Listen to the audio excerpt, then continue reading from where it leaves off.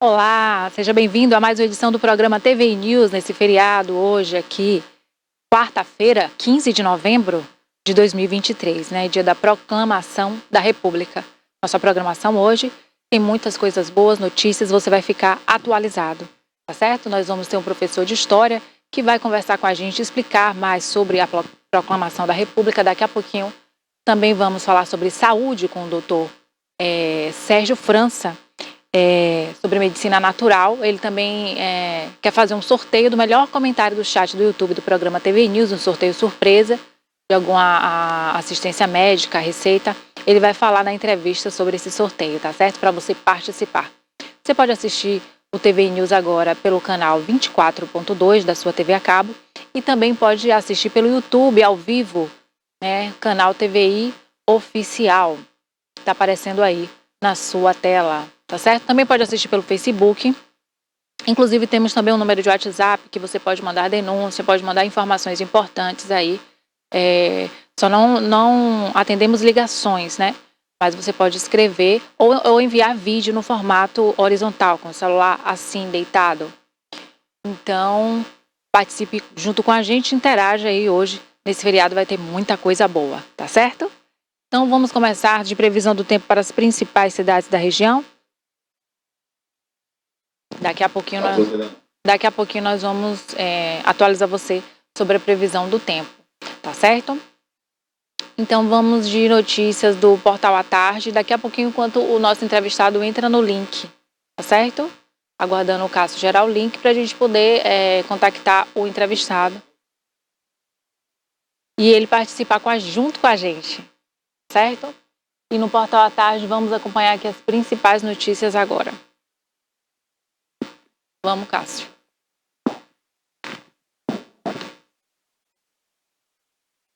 Lembrando que no Portal à Tarde as notícias são atualizadas minuto a minuto e você pode participar aí junto com a gente, tá certo? Tá dentro do site do TVI, né? tvi.com.br, e tem as notícias aí, as principais notícias do Brasil e do mundo, tviplay.com.br. Isso aí. Essas são notícias gerais, né? Que você vai acompanhar. A Academia Brasileira de Cultura dá posse a 13 novos membros. Margarete Menezes, Sônia Guajajara e Lineker são destaques aí. Deixa eu repassar o link aqui para esse rapaz que vai participar junto com a gente do programa. Programa ao vivo é assim mesmo. Dr. Sérgio França pode entrar no link para participar com a gente dessa entrevista. Inclusive, você pode fazer perguntas também para o Dr. Sérgio, tá? Interagir com a gente. Ele vai estar esclarecendo suas dúvidas sobre a área de saúde. Ele trabalha muito com medicina natural e métodos aí para vários tipos de doenças, né? Veio o link aqui para ele, aguardando ele entrar no link para participar com a gente, certo? Vamos de mais notícias aqui da polícia. Ladrão é preso após roubar mulheres em ponto de ônibus em Salvador. As vítimas tiveram seus celulares levados pelo homem, né? Aí o crime em Salvador, a criminalidade crescendo a cada dia, infelizmente. Em Brasília, Lula deve anunciar novo nome para PGR na próxima semana.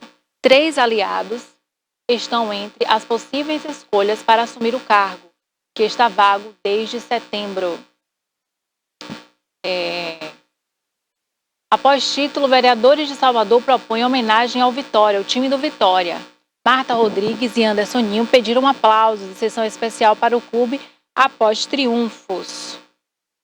Tá aí as notícias do Portal à Tarde que você pode acompanhar minuto a minuto, tá certo? Salvador, Irmandade deve retomar gestão na Igreja do Bonfim. Intervenção na administração do templo ocorreu ao longo de 90 dias por uma comissão.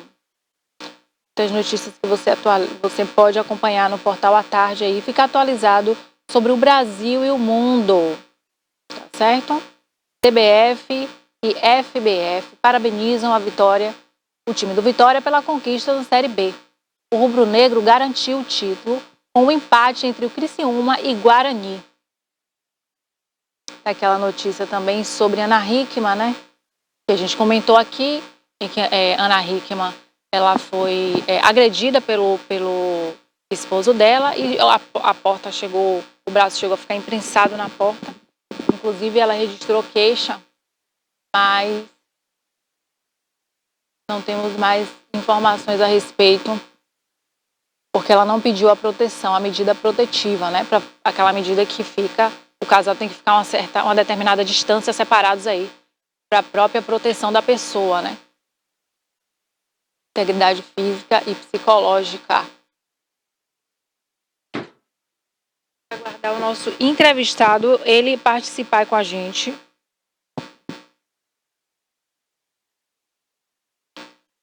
Vamos ver aqui.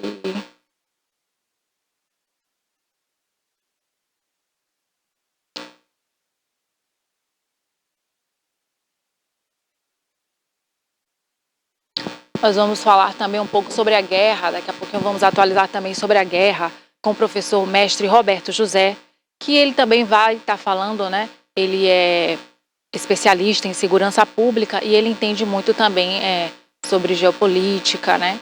O professor vai estar atualizando a gente aí sobre as questões da guerra. Também enviei o link da entrevista ao vivo para o professor Roberto, para poder participar junto com a gente aí nesse feriado, certo? E você, como está sendo aí a sua manhã, feriado? Você está trabalhando hoje? Você está de folga? Comenta aí com a gente no chat, para a gente saber, certo?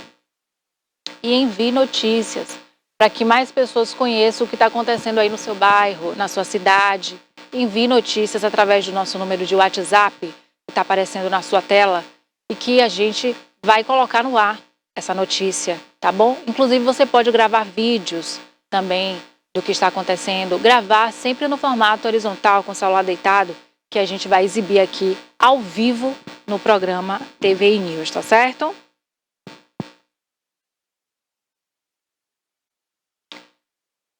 E vamos de notícias aqui no esporte.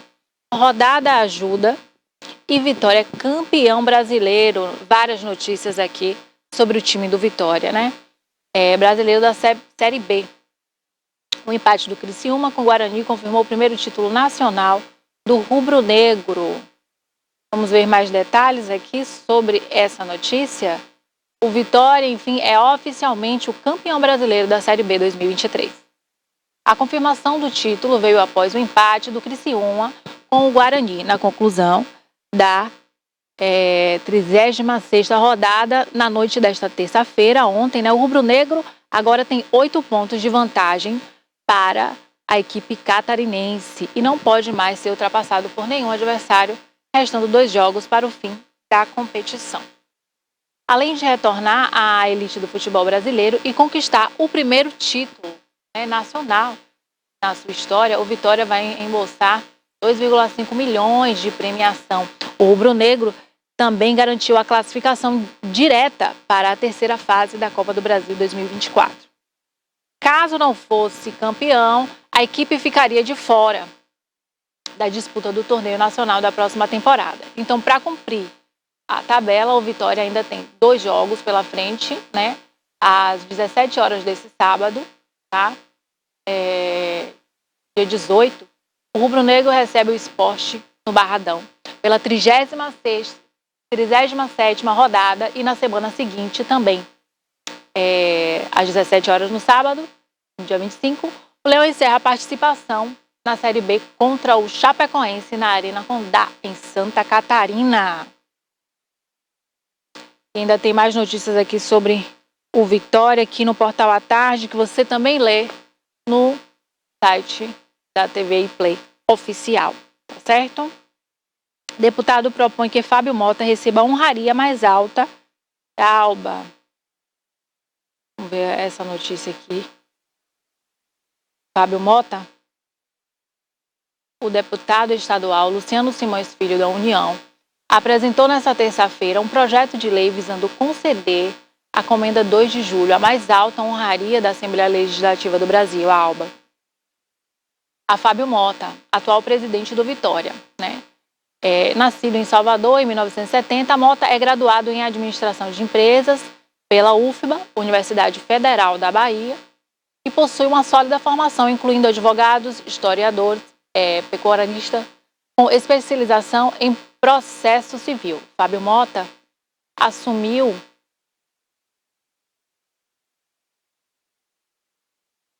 Cadê Fábio Mota? O currículo de Mota também inclui a presidência da empresa de limpeza urbana de Salvador, Limpurb, em 2006. A função de secretário municipal de serviços públicos, SESP, entre 2007 e 2011. A Secretaria Nacional de Programas de Desenvolvimento do Turismo, do Ministério do Turismo, entre 2011 e 2014. E a Secretaria de Urbanismo e Transporte, em 2014. Entre 2015 e 2020, ele ocupou o cargo de secretário municipal de mobilidade de Salvador.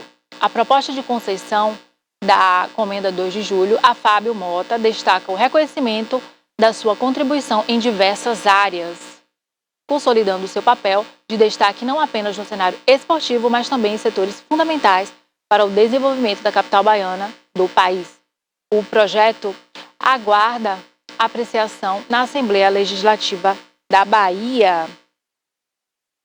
Aí o Fábio Mota vai receber essa honraria, né? E você fica acompanhando com a gente aqui, fica se atualizando aqui, enquanto o nosso entrevistado não chega, enquanto não entra no link, né? Você pode ir participando aí com a gente aqui no Portal à Tarde.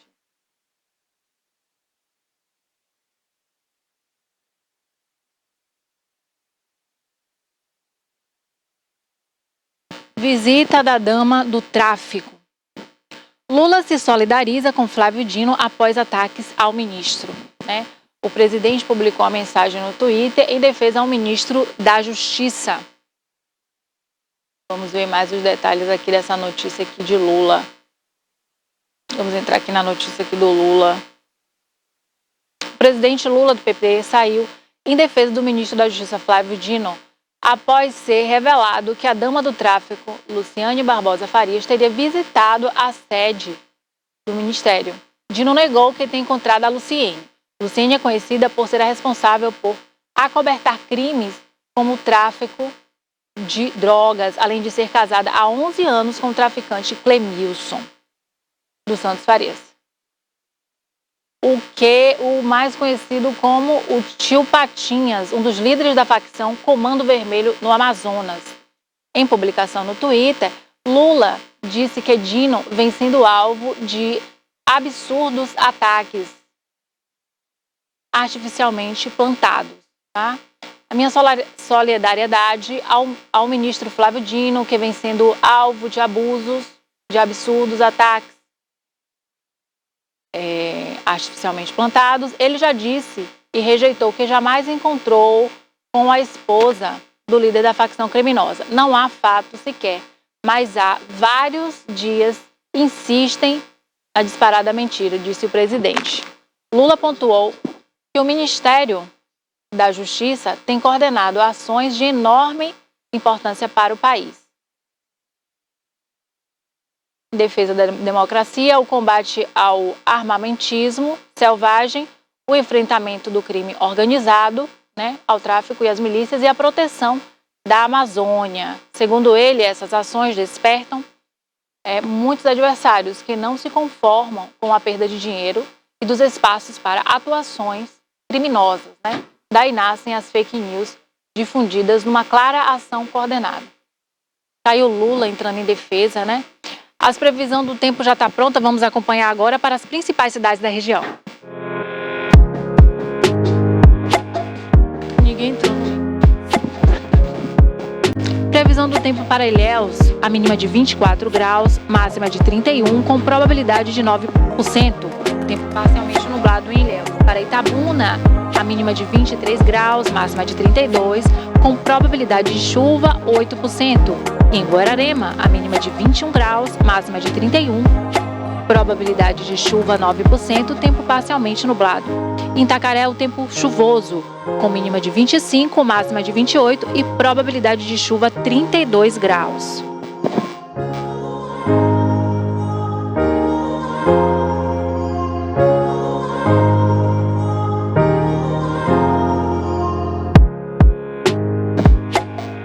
Em Itajuípe, a temperatura mínima fica em 22 graus, máxima 32, com probabilidade de chuva 11%. Em Bicaraí, o tempo parcialmente ensolarado, com mínima de 22 graus, máxima de 33 e probabilidade de chuva 7%. Em Canavieiras, a mínima fica em 23 graus, máxima de 30, probabilidade de chuva 4% apenas.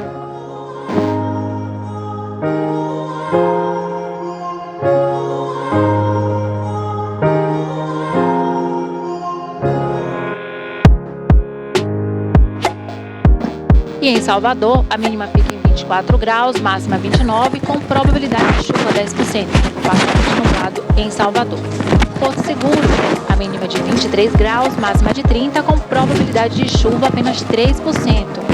E Vitória da Conquista faz sol, com mínima de 17, máxima de 33 e 0% de chance de chuva.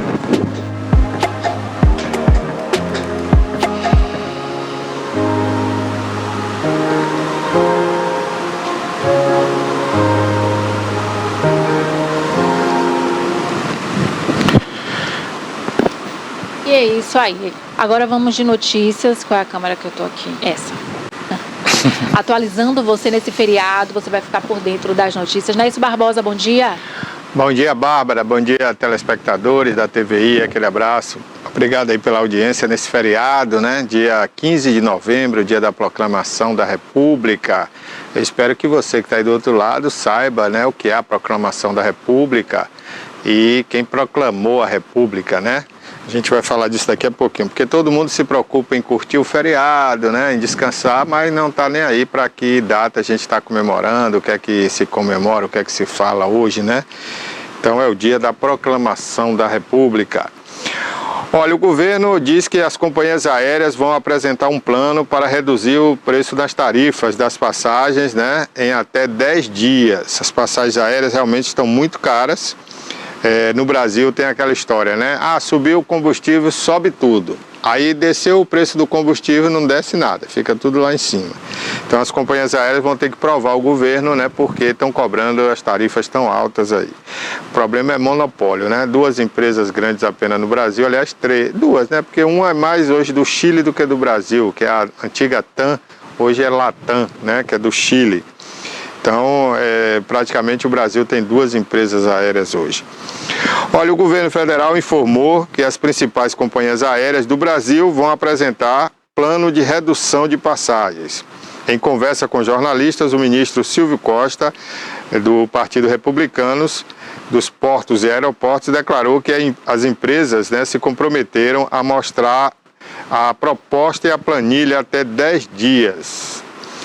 Disse o ministro aqui, né, entre aspas, fizemos uma reunião com as companhias aéreas que se comprometeram a apresentar um plano para redução do valor das passagens aéreas.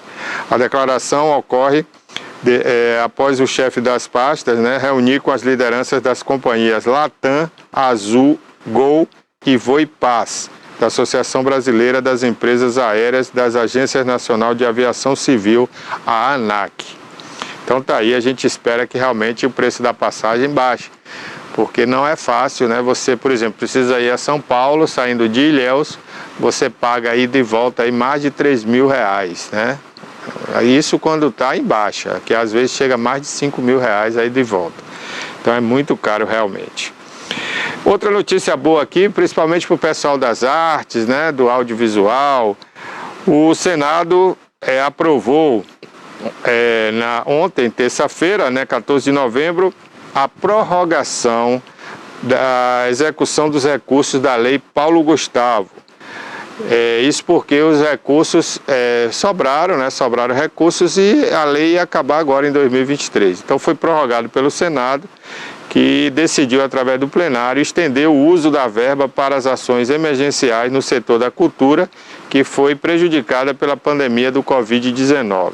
O projeto de lei complementar, PLP, no Senado Federal, através do senador Rodolfo Rodrigues, do Partido Rede, que agora segue para apreciação da Câmara dos Deputados. Foi aprovado na reforma do relatório do senador Humberto Costa, do PT.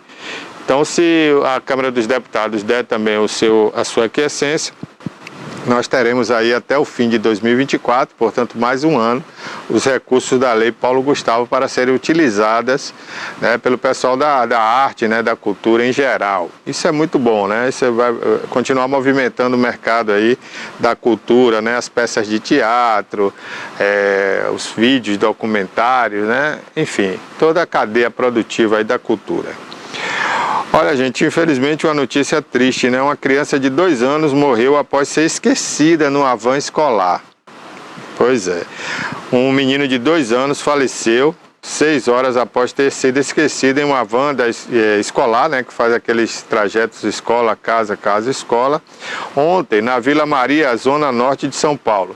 A criança deveria ter sido entregue à escola pela manhã, ou seja, no horário da manhã, 6h30, 7 horas, e foi esquecida pelo motorista dentro do veículo num estacionamento. Meu Deus, quer dizer, trancou a van com a criança dentro. Com a criança dentro, e a criança ficou lá sufocada no calor, São Paulo ontem bateu recorde aí em temperatura, e a criança morreu com calor e asfixiada, Quem trabalha com isso, Barbosa, tem que fazer uma vistoria, olhar se não tem alguma criança que ficou dormindo, que Mas claro, porque o que ela tem que pensar é o seguinte, ela lida com vidas, com crianças, então não pode trancar um carro sem olhar o que é que está dentro, E esses pais também têm que ver quem está confiando na vida do filho para deixar, Que tristeza lamentável. Infelizmente, rapaz, terrível. Os pais às vezes têm que trabalhar, não pode levar o filho na escola, aí paga uma van e paga caro, não é barato, para acontecer uma tragédia dessa com o filho. Como não fica o pai e a mãe, Deve estar uma situação dessa. Acabou a família aí, com certeza.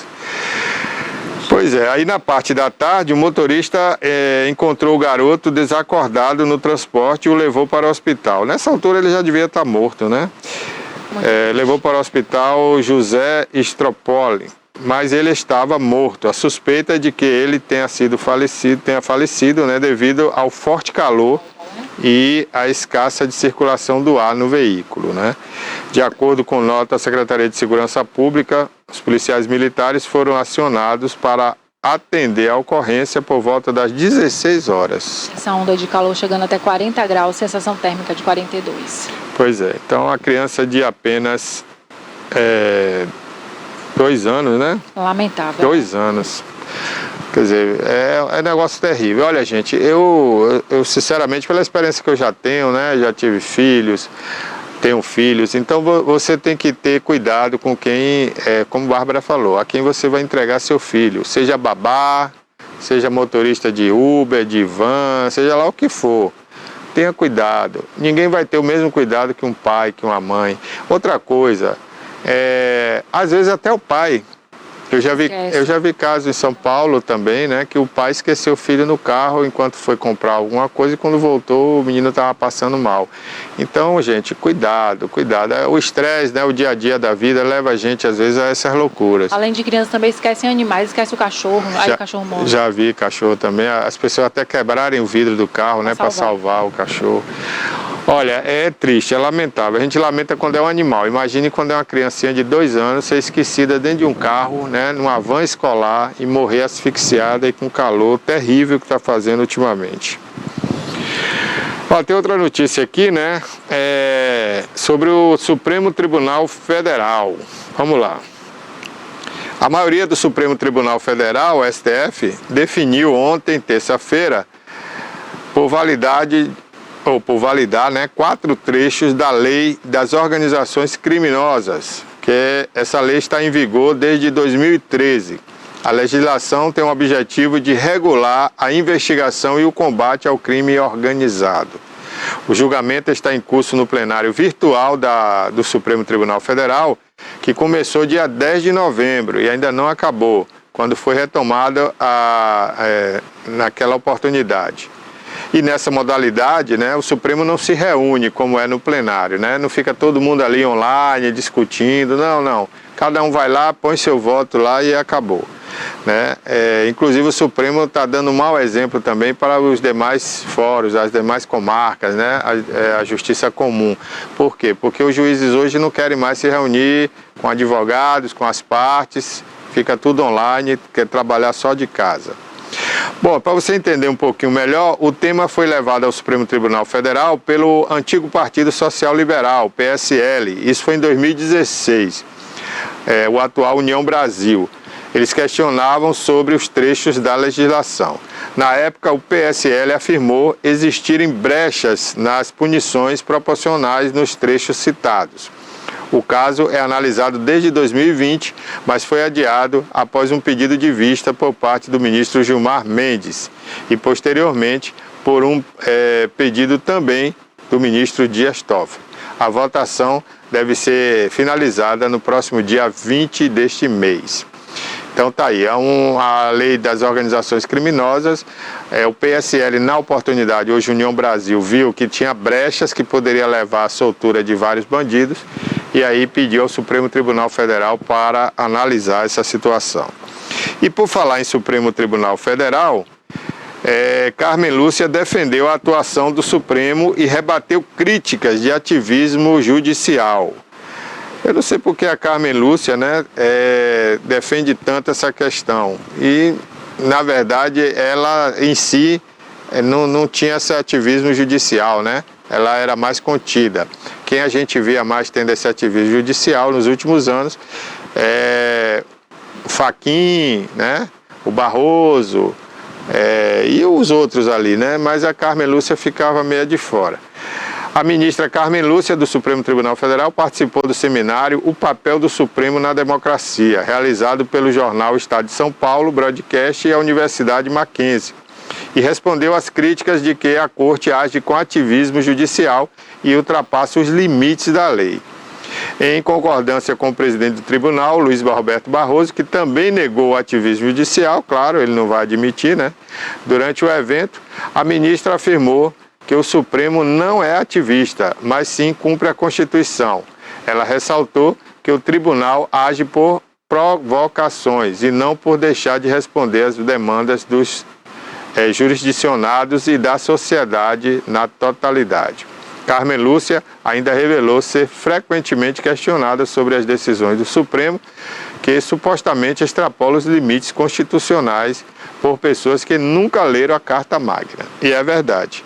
A premissa, né, para você ser um ministro da Corte é você ter conhecimento de causa, é você ser um profundo conhecedor, né, da Constituição Federal e das leis, né, e você também, né, ser um bom jurista. Mas o que a gente vê ali são pessoas que saíram de lugares onde não tinha nada a ver com isso, nunca foram juízes, nunca trabalharam diretamente com a justiça. A maioria ali é advogado, tem advogado ali que nunca nem trabalhou como advogado, apenas, né, tinha o QI, né, que é quem indica, e foi parar no Supremo Tribunal Federal. E o que a gente vê hoje é eles agindo ali com questões subjetivas e políticas, né, que eles defendem ou que por algum motivo são ativistas. Como a gente já viu aí, o próprio presidente do Supremo Tribunal Federal chegar em público, não foi escondido não, e falar que derrotou o Bolsonaro. Um presidente do Supremo Tribunal Federal que diz na rua que derrotou um candidato a presidente da República, ele não é um juiz, ele não está ali para julgar a lei, ele está ali para fazer campanha, né? E ainda zombou com o eleitor dizendo, perdeu, mané. Então, isso para mim não é nem ativismo judicial. Já virou politicagem. Isso já virou politicagem, exatamente, né? É uma baderna dentro da maior corte aqui do nosso país. E aí, como você vai respeitar a justiça? É difícil, né? Nós temos várias denúncias de juízes de tribunal que dão sentenças aí só para receber propina, né? Uma hora dessa a gente vai começar a divulgar aqui, viu? Tem um juiz mesmo em Salvador aí que tomou uma decisão absurda recentemente para, tudo indica, receber propina, porque não tinha outro fundamento a decisão que ele tomou. E olha que o Tribunal de Salvador já está sendo investigado na Lei Faroeste, né? A gente comentou até isso aqui ontem. Agora, recentemente, um cartório de Ilhéus está segurando uma documentação há mais de 6 meses e a gente não entende por quê. A pessoa já fez a denúncia aqui, a gente vai averiguar essa situação também. Será que eles querem propina? Essa questão da corrupção no Brasil está grande, viu? É verdade. Está grande e a gente precisa combater isso no dia a dia. A gente não pode deixar essas coisas passarem em branco. Mas vamos lá, vamos tocar o barco aqui, né? Hoje é feriado, muita gente está acordando agora. Aproveitou para descansar mais um pouquinho, né? Hoje está, como a gente já falou, é a previsão do tempo, né? Tá até uma temperatura mais amena hoje, passou uma nuvenzinha aí no céu, né? E deu uma amenizada aí. Você tem uma ideia, aqui agora em nossos estúdios, no Alto das Comunicações, aqui no bairro de Fátima, bairro de Jô Soares, bem próximo aqui a Ilhéus, os termômetros estão marcando 31 graus e não deu nem 11 horas ainda, viu? Agora o bom é que passou uma nuvenzinha aqui. E olha que o leste do Brasil aqui, aliás, o leste, né? Aqui na beira do mar, a gente não tem essas altas temperaturas registradas no Brasil nesses últimos dias e que vão até sábado. Aqui está mais ameno. Imagine, uma hora dessa já está 31 graus e um pouco nublado aqui. Imagine se não tivesse essa nuvem passando aí, acho que a gente já teria aí uns 33 graus. E olha que a temperatura vai aumentar aí até o meio-dia, vai chegar a 32 graus, né, como a Bárbara já falou aqui. E a sensação térmica vai ser de 33, 34 graus por volta do meio-dia. Muito calor, hein, Barbosa? Bom para quem tá na praia essa hora, né? Bom para quem tá na praia curtindo aí o feriadão, né? Tomando água de coco, né? A maioria é funcionário público que consegue enforcar isso tudo. Daqui a pouco o Cássio vai mostrar aí pra gente umas imagens da praia de Ilhéus pra gente ver como é que tá lá, tá bom? Em falar em praia em Salvador, né? Os banhistas, tem especialistas avaliando o risco de praias impróprias em Salvador. Praias poluídas. Aqui tem no Portal à Tarde a notícia falando que as praias da capital baiana recebem o maior número de banhistas durante o verão, mas que algumas praias estão poluídas e estão sendo passando por pesquisas, né? Tem muitas bactérias que têm gerado doenças de pele e distúrbios gastrointestinais, porque a pessoa vai ali, Barbosa, se banhar, às vezes bebe um pouquinho de água ali ou lá e acaba que tem contato, né? Com aquela água ali suja. Então, essa pesquisa é justamente para avaliar esse tipo de água e quais as praias que são próprias para o banho ou não, né? Sempre quando a gente for visitar uma praia, é bom a gente se informar se ela é apropriada para o banho ou não. O diretor de Recursos Hídricos e Monitoramento Ambiental do INEMA, Antônio Martins, ele conta que essa análise é balneabilidade, né? Para buscar registrar o nível de bactéria presente na água do mar. Então, estão fazendo ali e identificaram outro dia eu comentei bactérias, sim, de fezes humanas e de animais. Eu comentei isso aqui outro dia, Bárbara. O que é que acontece? Todas essas águas de rios vão para o mar.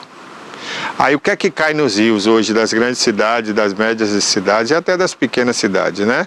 O esgoto. Itabuna, por exemplo, não trata seu esgoto 100%. Então, as fezes e tudo mais, fezes humanas, fezes de animais, vão parar no mar, né? E a gente não percebe no mar por quê? Porque a imensidão de água, né? É muita água no mar e devido à sua coloração, né? Pela cor do céu, a água fica azulada, então a gente não percebe a sujeira, né? A poluição que está aí no oceano, ou nos oceanos, né? Mas além das fezes, né, humanas e de animais, você tem também animais mortos, né? Você tem aí lixo de toda espécie, inclusive plástico, muitos plásticos. Mas vão e comem. E acaba morrendo, tá tudo poluído. Animais, e hoje a gente come peixe, você vai você vai numa peixaria, compra um peixe do mar e ele tá com muitos resíduos, né? Da poluição que a gente joga no mar. Eu digo a gente, eu não jogo, né? Mas eu tenho que me incluir nessa sociedade que polui todo dia os canais, os córregos, os rios e, por consequência, o mar. E o mar já começou a devolver esse lixo e devolve também na condição de alimento, né? O peixe vem contaminado e vai para a mesa dessas pessoas que poluem o meio ambiente. Então, isso é uma consequência seríssima, né? E a gente está vendo hoje aí o mar devolvendo esse lixo na praia, devolvendo através dos peixes, que já tem inclusive metais pesados, né? Isso está comprovado. Eu particularmente até diminuí de comer peixe, porque se você imaginar a situação, né, dá até nojo. A gente observa, Barbosa, também na areia, se essa praia é imprópria, com aquela sujeira na própria areia da praia, você também já identifica que ali não é um local que você vai se arriscar para se banhar, né? Então, com certeza, é a própria, né? Não, se você está falando da água poluída, você imagina o resto, né? Bom, Bárbara, hoje está aqui com a gente, né, o professor Zumaeta, né? Cláudio Zumaeta, escritor, historiador. E eu falei aqui há pouco, fiz um questionamento, né? Pega o microfone aí, Cláudio. Bom dia, obrigado por ter vindo aqui ao programa. Tem muita gente que está aí hoje descansando, ou indo para a praia, ou comemorando o feriado, tomando uma cervejinha, e sequer sabe o que se comemora no dia de hoje, né? Então eu queria aproveitar e a gente falar desse tema aqui, que é a proclamação da República, né? Que foi com o Marechal aí, e eu queria aproveitar a presença do historiador aqui para a gente falar um pouco sobre isso. Bom dia, Barbosa. Bom dia, Bárbara. Bom dia. Bom dia a todos que estão nos assistindo. Eu quero pedir licença inicialmente, Barbosa, para estender minhas saudações, meu pesar à família, aos amigos do professor Edmundo Dourado. Um amigo, um parceiro, um camarada que fez história, deixou um legado significativo. Eu pude ontem estar no velório. Ele da mesma academia a qual eu pertenço, a Grau, a Academia Grapiúna de Artes e Letras. E maçom também, e tivemos um rotariano, né? Então tem uma história fantástica e uma grande, importante história da região, né? Só de Itabuna, da região. Parte com ele, parte em termos, em né? termos, porque o legado dele vai ficar e é fantástico. Inclusive exibimos agora há pouco, né, antes do nosso programa aqui, tivemos 2 programas homenageando o Dourado, né? Uma autobiografia que nós gravamos com ele, né, onde ele contou a história dele, e logo depois o Val Cabral também fez uma homenagem a ele aí, muito bacana. Então é uma pessoa realmente digna, né, e merece todas as nossas homenagens. Muito. E a TVI pelo menos fez essa homenagem a ele em vida também. Importante isso, importante. Bom, você me perguntou sobre o 15 de novembro. Para a gente fazer uma... E aí, se eu estiver sendo professoral demais, você... Mas é importante, né, que a gente fale sobre isso. Para a gente fazer uma contextualização do 15 de novembro, a gente precisa dar um passo atrás. Eu sempre coloco para os meus alunos o seguinte... a história, eu acho que as ciências de uma forma geral, mas a história de uma maneira muito característica, ela precisa apresentar as causas, o que levou aquilo ali e as consequências. Depois o evento em si, que a gente chama o desenvolvimento, e as consequências do evento. Então, se a gente puder elaborar as causas, a gente começa com a crise do segundo reinado. Deixa eu fazer um breve histórico aqui e dizer o seguinte, que o período imperial brasileiro, ele é inaugurado lá com a independência do Brasil, Pedro I, né? Depois nós tivemos, aí Pedro fica por 9 anos, ele reina por 9 anos, depois vai disputar o trono com o irmão em Portugal, não é o caso, se você quiser mais tarde a gente discute sobre isso. Aí ele abdica ao trono do Brasil e vai para Portugal. Ele abdica em favor do filho dele, aquele que mais tarde seria o Dom Pedro II. Mas essa criança, na ocasião, tinha 5 anos de idade. Então, óbvio, com 5 anos não se governa, menos ainda um país. E o que fazer? Pedro tinha partido para Portugal, entrou numa contenda com o irmão para reaver o trono que por direito era da filha dele, né, e que o irmão tinha tomado lá em Portugal. E o Brasil ficou tecnicamente sem um governo. Diante daquela situação inusitada, foi criado a regência, um período regencial. Políticos adultos experientes que deveriam estar à frente do comando da nação brasileira, até que Pedro, vamos chamar de Pedrinho, o futuro Pedro II, tivesse a idade legal de assumir o trono. Mas o período regencial foi extremamente conturbado. Uma parte pelas pressões sociais, pelas dificuldades econômicas, outra parte pela ilegitimidade dos regentes no governo. E os próprios regentes, que começou como regência trina provisória, ou seja, 3 regentes dividindo o poder ali. Essa regência foi provisória porque na época da renúncia, da abdicação de Pedro, o parlamento estava em recesso. né? Então, o que fazer? Provisoriamente, vamos adotar esse sistema aqui de regência trina. Depois o parlamento volta aos seus trabalhos comuns e entende que é uma boa medida dividir, né, para governar até a maioridade de Pedro. Mas eles brigam entre si. E essa regência ainda está cedo. Está cedo. Já agora, tá aparecendo? Não, mas está cedo. Eu vou. E essa regência, ela não dura muito tempo, é um período de muitos conflitos, 9 anos, muitos conflitos. Até tentam e acabam com a regência trina, torna a regência una, né? E a regência una também não foi uma solução. E esses conflitos se agravam, a ponto de que muitas revoltas, as chamadas revoltas regenciais, começam a explodir no país e a unidade territorial estava se fragmentando. Então o grupo dos liberais, fundaram o Clube da Maioridade para propor a antecipação, aí entra, a antecipação da idade de Pedro, entendeu? Para que ele assumisse, dando esse ar legítimo e criando realmente uma legitimidade, embora por alteração da Constituição. E na história a gente chama isso de golpe da maioridade. E foi um golpe na Constituição, entendeu? E aí foi antecipado. Esse garoto assume o Dom Pedro II com 14 anos de idade. Quer dizer, qual a maturidade que ele teria para administrar um país, né?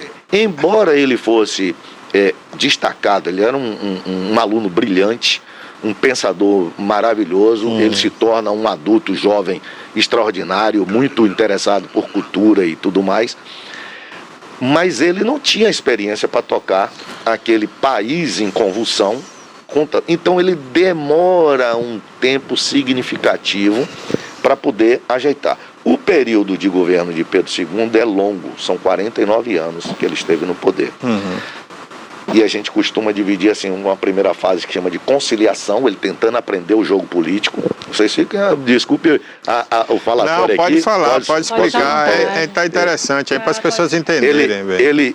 Ele começa a entender nessa primeira fase chamada de conciliação o que é o jogo político, os interesses entre conservadores e liberais, que é uma coisa que se reproduz na sociedade atual. É uma coisa horrível da gente. Ele começa a entender, depois vem um segundo momento que ele está mais maduro, e aí a consolidação da cafeicultura, e aí traz uma consolidação também na economia, melhora os conflitos. Ele amadurece politicamente, a economia melhora e as questões sociais vão sendo aplacadas. Aquelas revoltas todas do período regencial se acabam, entendeu? E ele faz um governo nessa fase que a gente chama de consolidação, muito bom, muito bom. Ele, aliás, é um governante que eu adoro muito, e tem uma... Lilian Schwartz escreveu As Barbas do Imperador, que é uma tese de doutorado, que é um espetáculo sobre a biografia de Pedro.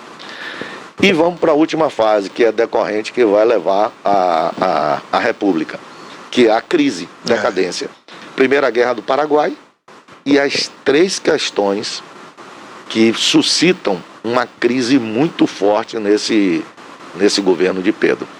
Questão da igreja, o Papa decreta que a maçonaria não podia fazer parte da igreja e dos ambientes católicos. E aí Pedro II entende que isso não tem sentido, né? E obedecendo à Constituição, a última palavra era dele, deveria ser dele, mas ele entra em conflito com o Papa, que determina o que vai acontecer nas igrejas católicas do mundo, né? Depois tem a questão militar, porque os militares vindo da Guerra do Paraguai querem maior participação no governo, e também, de novo, de acordo com a Constituição, militar é para garantir a soberania e a ordem interna. Então Pedro também não permite a participação. E a questão escravocrata, que é resultado do quê? Um ano antes dessa proclamação, do dia 15 de novembro de 1889, em 13 de maio de 1888, a filha de Pedro, a princesa Isabel, proclama a famosa Lei Áurea. E a Lei Áurea extinguia com a escravidão sem indenização. E a gente precisa entender esse contexto, né? A gente tem que entender o contexto em que, lamentavelmente, a escravização era um comércio. E o negro escravizado era um objeto de comércio, como um outro objeto qualquer. O não pagamento das indenizações gera uma crise. Primeiro, quem vai trabalhar? Não se tinha notícias disso. O processo abolicionista já estava bem consolidado, já tinha acontecido a lei de terras, a lei do ventre livre, a lei do sexagenário, e chegou a Lei Áurea. Mas os proprietários de terras se interessavam que, e agora? Eu acabei de comprar um lote de escravos aqui, e esse episódio aconteceu no Rio de Janeiro. Pouco antes, foi o final da tarde daquele 13 de maio, no comércio de escravos no Rio de Janeiro, de escravizados no Rio de Janeiro, um comerciante comprou um lote de escravos e uma hora e meia depois, ele se viu sem a mercadoria e sem o dinheiro. Então, aquela elite escravocrata, aquela aristocracia começa a questionar, né? Conta-se, a história pontua que a princesa Isabel tinha uma intenção de se consolidar para gerar, digamos, um terceiro reinado, né? O avô, Pedro I, o pai, Pedro II e ela. Mas ela não teve o apoio dessa classe aristocrática, né? E escravocrata e proprietária de terra. Então, a crise militar, a crise religiosa e a crise escravocrata amplificam a crise do segundo reinado. Agora soma-se a isso, para vocês, eu não me alongar. Não, mas pode explicar, pode vocês, continuar. Por favor, me controlem. Não, fica à vontade. Soma-se a isso o fato de que Pedro II estava bastante doente e ele já tinha saído algumas vezes em viagem cultural. Ele era um homem muito culto, muito interessado pelo que estava acontecendo na sociedade da época. E por doença, ele tinha uma diabetes profunda e algumas vezes... É tanto que na época da Lei Áurea, ele não estava no país. Ele não estava. E a princesa tornou-se imperatriz. Imperatriz. Né? Então, ele muito adoentado. As três crises, militar, religiosa e aristocrática. A ausência dele continuada do país. O fato, e isso é importante, Barbosa, de que a princesa Isabel era casada com um conde francês, o Conde D. E ele já tinha lutado, esse conde, na Guerra do Paraguai, e tinha demonstrado ser um sujeito cruel, extremamente. E a população brasileira e os políticos locais entendiam que ser governado na prática por um conde francês não era a opção que nós queríamos. Então, aí está, digamos assim, resumidamente, um conjunto de fatores que levaram à crise do segundo reinado, até o ponto de que militares e aristocracia, principalmente o grupo dos cafeicultores, disseram: será que a gente não precisa de uma monarquia? Será que a gente não precisa de um governo que a sociedade mundial já estava derrubando desde a Revolução Francesa de 1789, né? Nós já estamos no ano de 1889. E essas monarquias estavam falindo.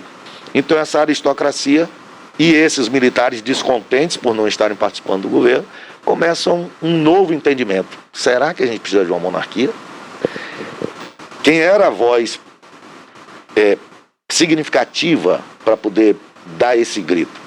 Deodoro da Fonseca, presidente do clube militar, um herói de guerra e respeitado tanto na área militar quanto na área civil. Aí daqui a pouco eu entro para a proclamação propriamente dita. É interessante, né? É bom para a gente entender o contexto. Né? Porque claro que todo mundo, né, teve aula de história e aprendeu isso lá atrás, mas esquece, né? E aí com os afazeres do dia a dia e passa e esquece a história.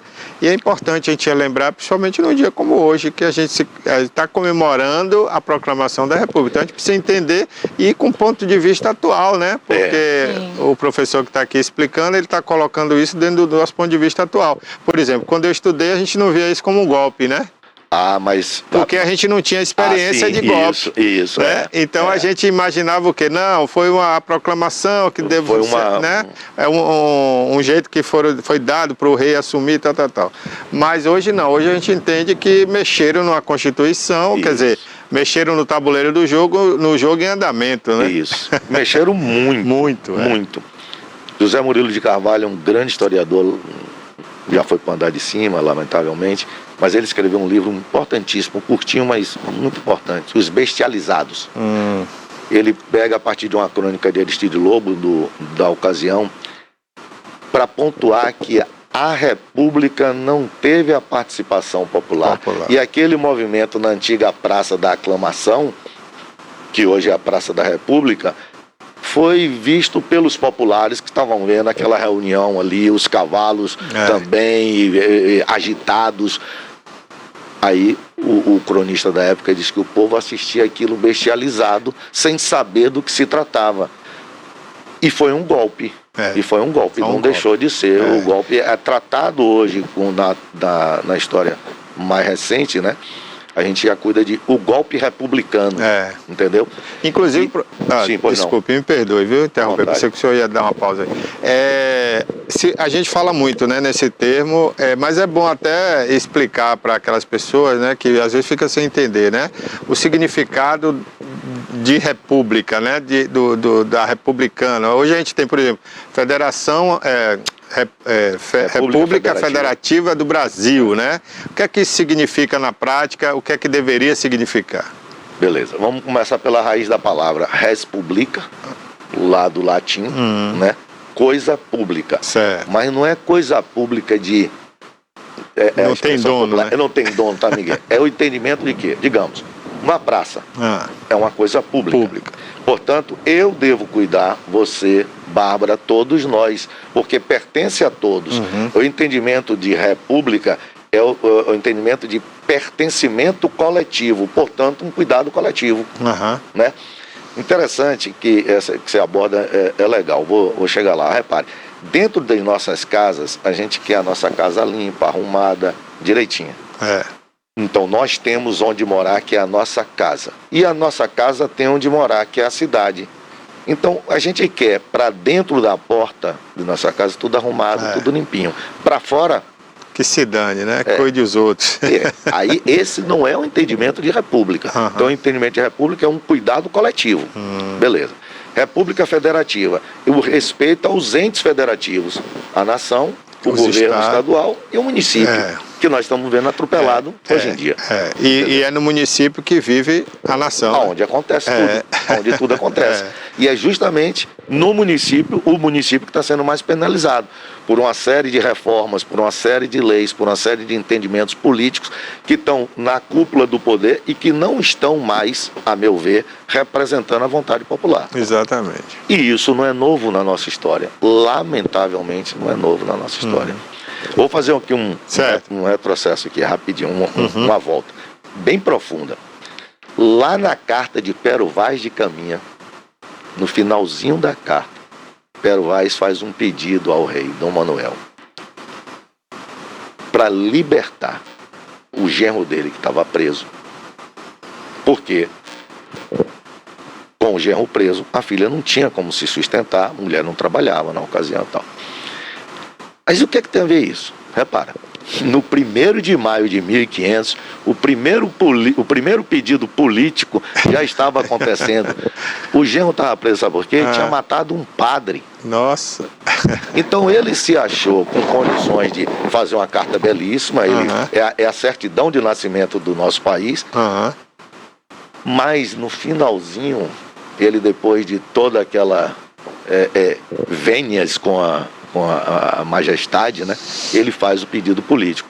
Então, começa ali, Barbosa, as distorções, o clientelismo que a gente vai ver na República é muito forte na República, e começa ali. E aí vem se sucedendo. Rapaz, Então, os entes federativos, eles têm que ser respeitados, e a Constituição estabelece isso, as suas particularidades, as suas autonomias próprias. Que a gente está vendo que não está assim, né? Solapado por isso. Quando a República acontece, olha só, 49 anos do governo de Dom Pedro II. O golpe é entre 14 e 15. No dia 17, a família real, Dom Pedro II e a família, foram expulsos na madrugada do Brasil. Temia-se uma revolta dos monarquistas contra aquele efetivo. E aí tem uma curiosidade também.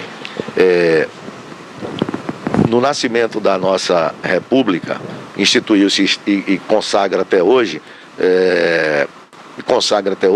o dístico Ordem e Progresso, certo?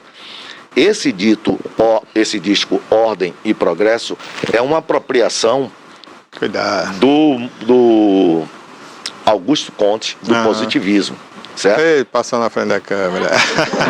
Era para você passar por cá, Bárbara. Desculpa aí, viu, professor? Não, desculpa, telespectador. Foi a Bárbara aqui que se atrapalhou. Então, esse dístico Ordem e Progresso. Aí eu vou aproveitar para dizer, no nascimento da República não houve sequer uma homogeneidade entre os próprios golpistas republicanos. Né?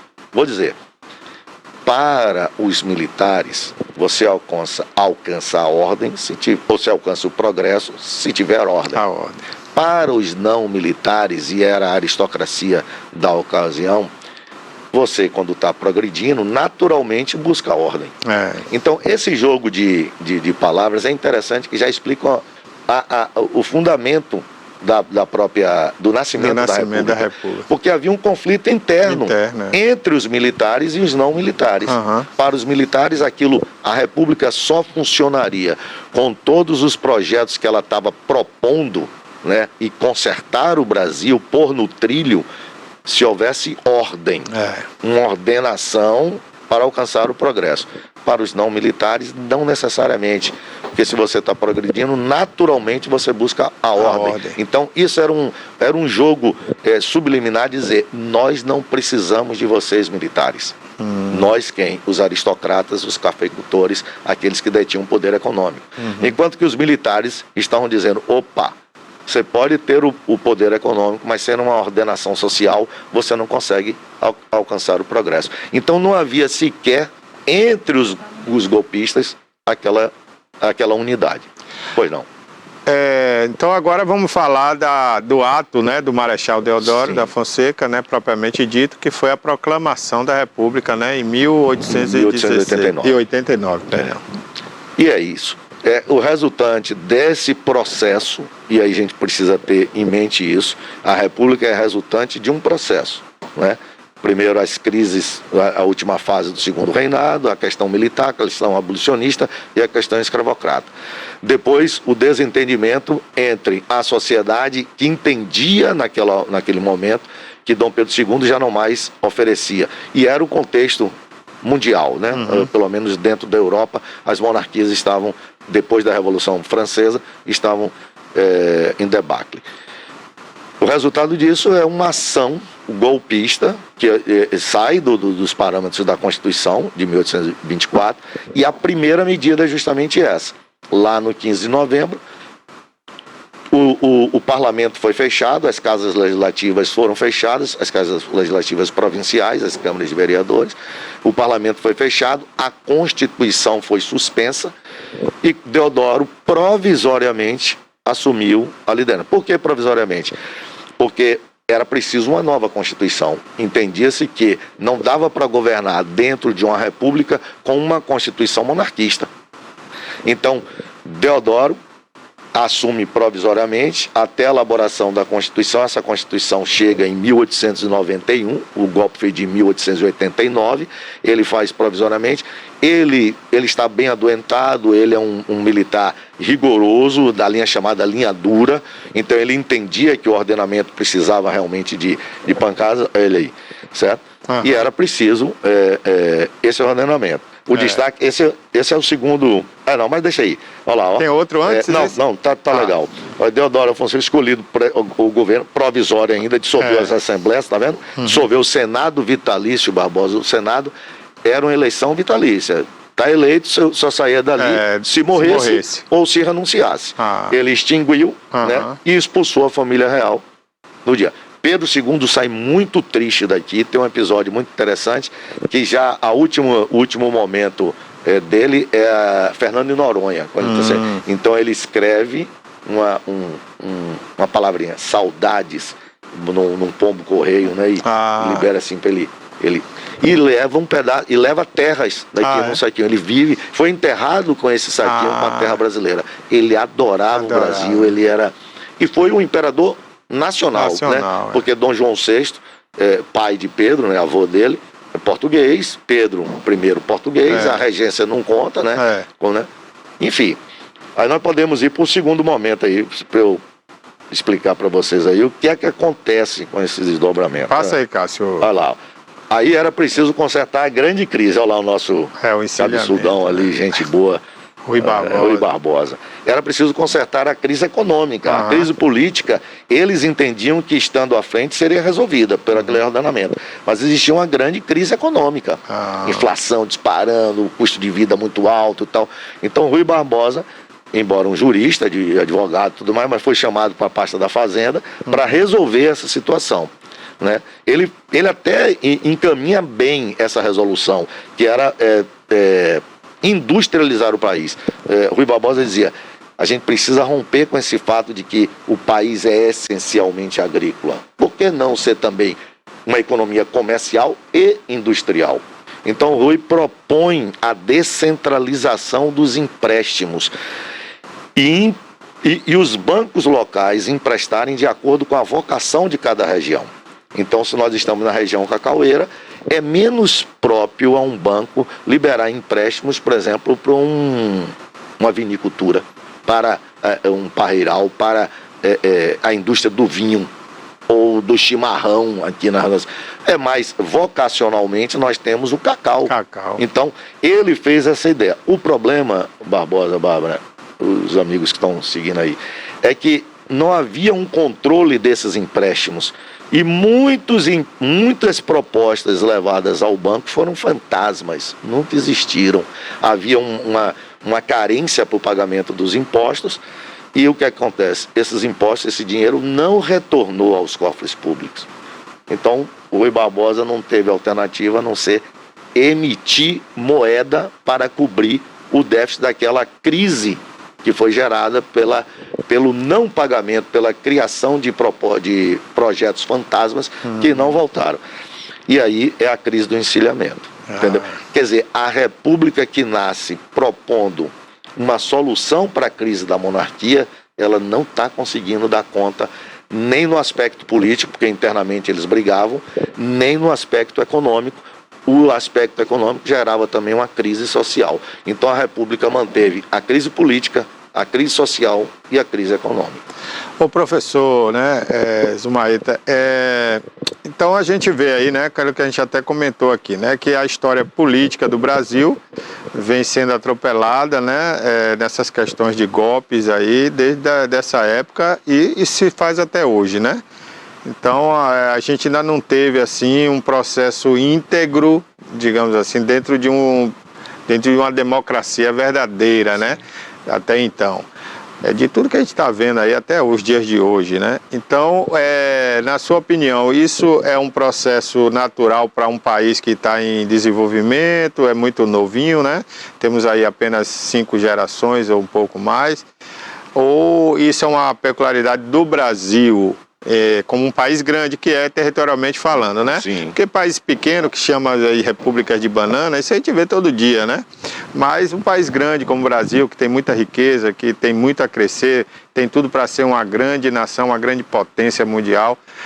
Isso é um processo que tínhamos que passar mesmo e a gente vê luz no fundo do túnel ou não? Isso é uma coisa que vai perdurar no Brasil. Rapaz, você traz o entrevistado para espetar, né? Caramba!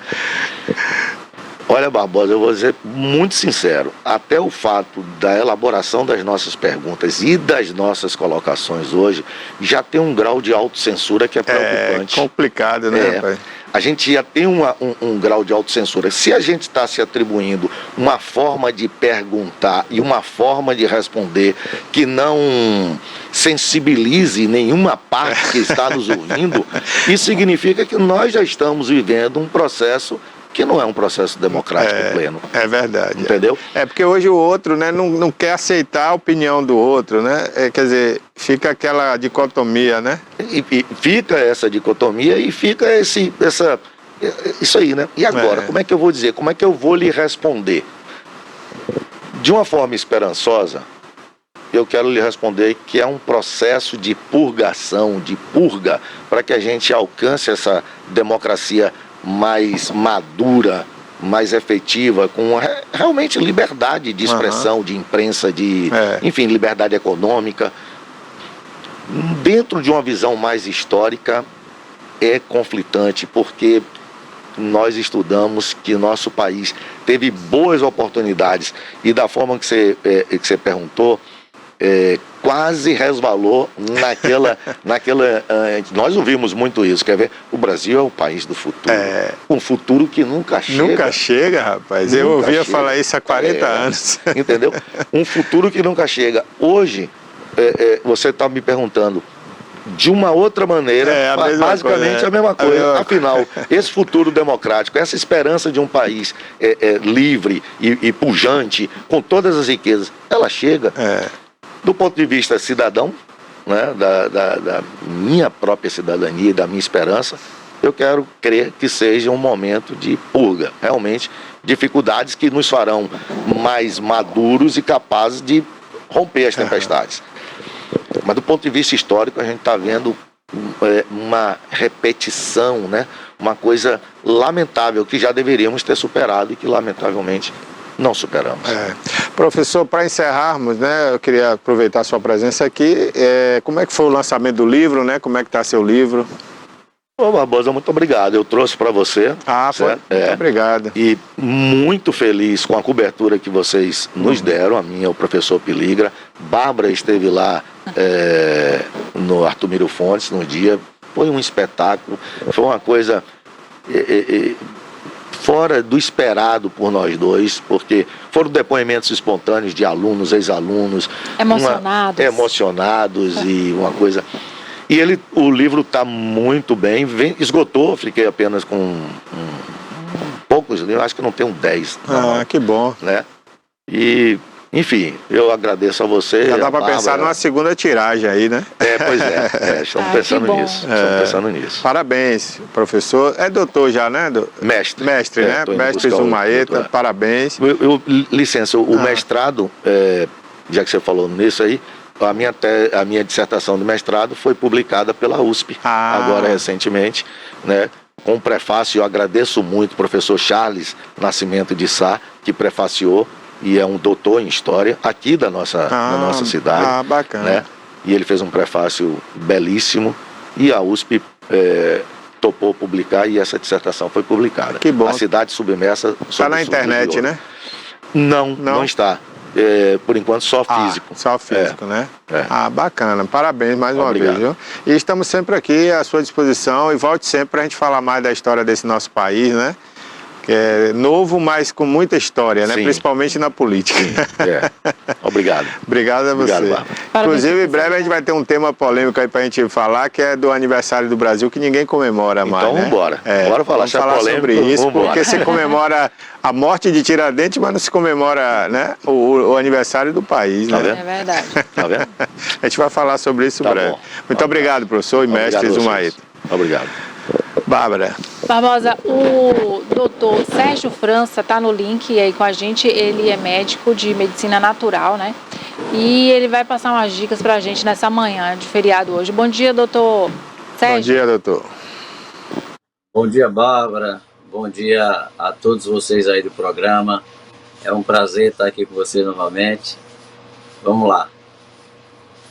Barbosa. Áudio aqui. Não sei se tem mais... Eu não sei se é o seu aparelho. Eu não sei se é o seu aparelho aí, tá sem áudio. Fala aí de novo pra gente, por favor. Tá sem áudio, é? Eu acho que tá cortado o microfone. Agora sim. Saiu o som agora. Agora tá normal, eu vou aproveitar então. Bárbara já tinha lhe cumprimentado, mas eu vou fazer de novo. Muito obrigado por ter vindo ao programa, né? Falar aqui hoje sobre medicina natural. É um prazer recebê-lo aqui. Barbosa, é um prazer receber vocês também. Bárbara, é um prazer estar com vocês. Eu acredito que hoje só tá vocês dois aí, não sei. Aqui onde eu moro é feriado hoje, né? Não sei se aí também é. Em Recife, né? O senhor tá em Recife? Não, hoje eu não tô em Recife, não. Hoje eu tô na cidade do interior, que eu tenho aqui um lugar de descanso aqui. Então eu tô aqui hoje na cidade de Timbaúba. Tá certo, doutor. Então vamos lá, Bárbara, vamos começar esse Vamos lá, bate-papo. o doutor Sérgio, ele é o idealizador, né, do método Libertação Total. Então, no método dele, Barbosa, você pode ser curado com meios naturais, né, de qualquer doença. É isso, doutor? Explica pra gente aí, pra quem tá assistindo. Bom dia. A medicina natural, ela consiste em poder tratar o nosso paciente, né, sem uso de medicamentos. Um tratamento de forma totalmente natural. Eu criei o método Libertação Total, onde a gente vai libertar o nosso paciente da depressão, da dor de cabeça, da enxaqueca, vamos libertar o nosso paciente da diabetes, da hipertensão, dos problemas cardíacos, problemas de varizes, por exemplo, que é uma coisa muito difícil de se tratar. Nos métodos convencionais não existe cura, né, realmente, mas no método natural a gente consegue até 95% aí de cura desse problema, né? 95% de melhora total, né? Enfim, todos os problemas de saúde do nosso paciente, pessoas que têm dor no joelho, dor no quadril, dor no ombro, dor de coluna, dor no nervo ciático, a famosa dor do nervo ciático, com o meu método de libertação total, eu consigo libertar o paciente a partir da primeira sessão. Na primeira sessão, o paciente já sai melhor da dor, às vezes chega com um andajá na minha clínica, já sai andando sem o andajá, e por aí vai. A gente consegue realmente dar uma qualidade de vida ao nosso paciente de forma natural. Sérgio, a gente está no mês de novembro, Novembro Azul, né? Que é também campanha em combate ao diabetes, prevenção ao diabetes, né? Prevenção ao câncer de próstata também. A gente sabe que a maioria dos homens tem a cultura de não procurar o médico, de não procurar assistência médica, de só ir mesmo quando está bem grave, né? Então, eu queria saber, dentro do seu método, como é trabalhada essa questão do diabético dentro desse tema do Novembro Azul. Olha, o tema Novembro Azul é importante, tudo é importante porque se preocupa com a saúde e bem-estar do modo geral da população, correto? Mas é importante também a gente fazer nossas prevenções, né? Por exemplo, se o homem não quer ter um problema de próstata, se o homem não quer ter um diabetes, não adianta ele ficar esperando adoecer para ir fazer exame. Concorda comigo? Porque depois que ele está doente, ele vai fazer exame só para diagnosticar o problema, não vai mais resolver o problema. Então, qual é a nossa dica de saúde aqui? Nossa dica de saúde você pode fazer uso, por exemplo, como é que eu evito um câncer de próstata? Por exemplo, como é que eu vou fazer para evitar isso de forma natural, doutor Sérgio? Vou dar uma dica para vocês aqui preciosa, valiosa, uma dica de ouro, tá? Você procura no vizinho ou algum amigo que tem um sítio, um pé de pitanga. Então lá você vai colher aquelas folhas verdes, e essas folhas verdes você põe lá numa baciazinha de madeira, ou preferência de madeira, e bota ela lá para ela secar na sombra. Naturalmente ela vai ficar seca. Enquanto ela está verde, você pode usar ela numa quantidade um pouco maior. Depois que ela estiver seca, você vai usar na quantidade menor. Por exemplo, você vai pegar aí 5 folhinhas dessa de pitanga para fazer uma xícara de chá. Ok? Se for verde, você vai usar aí umas 8 folhinhas por aí. E se você tomar o chá da folha da pitanga, pelo menos uma vez por dia, durante aí uns 3 meses, você vai fazer seu exame de PSA e você vai ver que vai dar normal. Não vai ter alteração nenhuma no seu PSA. Então, você fazendo o PSA, você não precisa nem se preocupar com o toque, por exemplo, porque com o PSA você já diagnosticou que está tudo bem.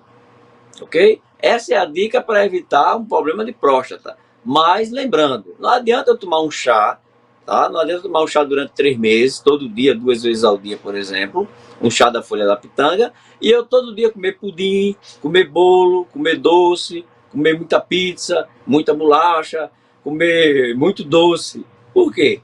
Porque o açúcar ele vai induzir as minhas células a ter um processo de glicação, ou seja, toda vez que minha glicose, que é para estar em 90, estiver em 150, 200, 300, 400, o que é que vai acontecer? Vai haver uma glicação. E essa glicação faz com que eu possa desenvolver um câncer de próstata, um diabetes, um câncer de pâncreas, e um câncer intestinal e por aí vai. Entendeu, pessoal? Mais ou menos como é que a gente pretende. Entendi. É importante a prevenção, né? primeiro, e o método natural do doutor Sérgio França, que ele fala aí, a folha de pitanga, que às vezes você não imagina que tem tanto benefício assim, né? Uma coisa simples de se conseguir, né, doutor? É verdade. Quando a gente fala do diabetes, aí a gente já não usa a folha da pitanga, a gente já usa a folha da graviola. A gente tá falando aqui, gente, de fruta que até um vizinho às vezes tem no quintal. Então você não precisa ficar, ah, meu Deus, porque minha mãe foi diabética, o meu pai foi diabético, meu avô foi diabético, eu tenho que ser diabético, eu estou condenado a ser um diabético. Isso não existe, gente, isso não é verdade. A genética, ela só manda na tua vida uma média de 5 a 10%. A hipergenética, ela manda na tua vida 90%.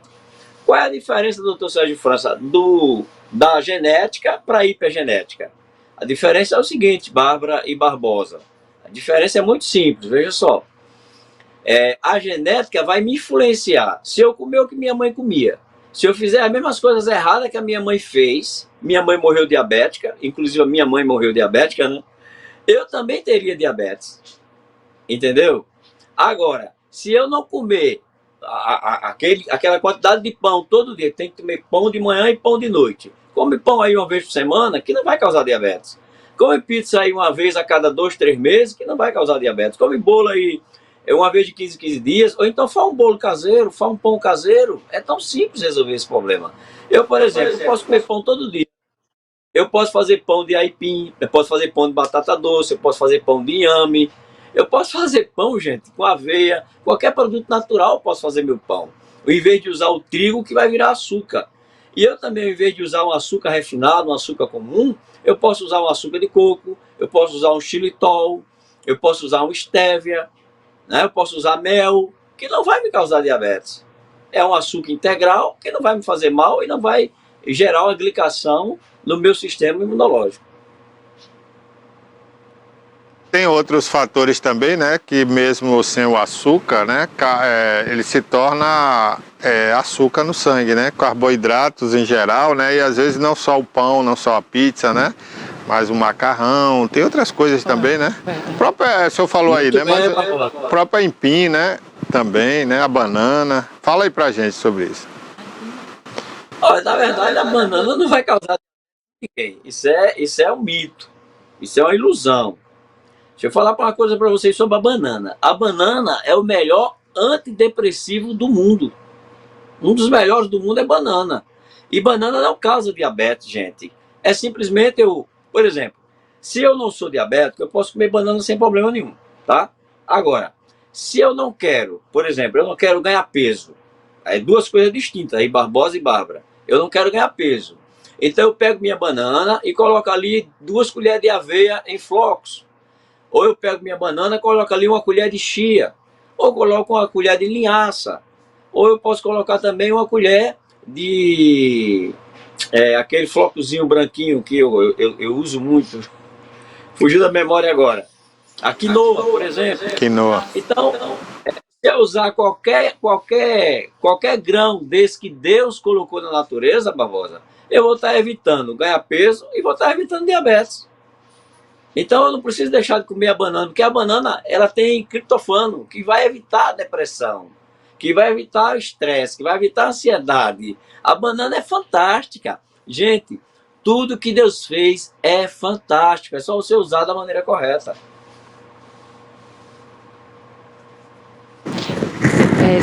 Agora, doutor Sérgio França, a mulher que tem problema de cólicas menstruais, existe alguma alternativa dentro desse método do senhor aí para aliviar essas dores para quem está assistindo, as mulheres?